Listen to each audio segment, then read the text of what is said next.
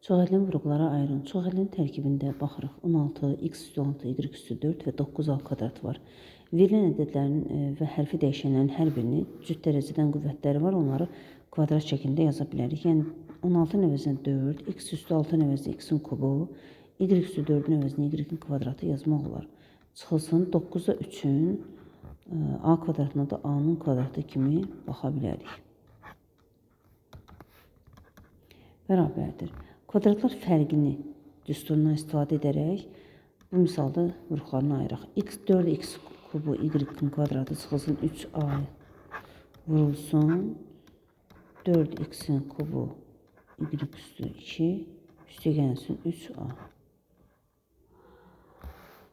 Baxırıq cavablarımıza. 4x kubu y kvadrat çıx 3a və 4x kubu y kvadrat x kubu y kvadratı üstəgəl 3a.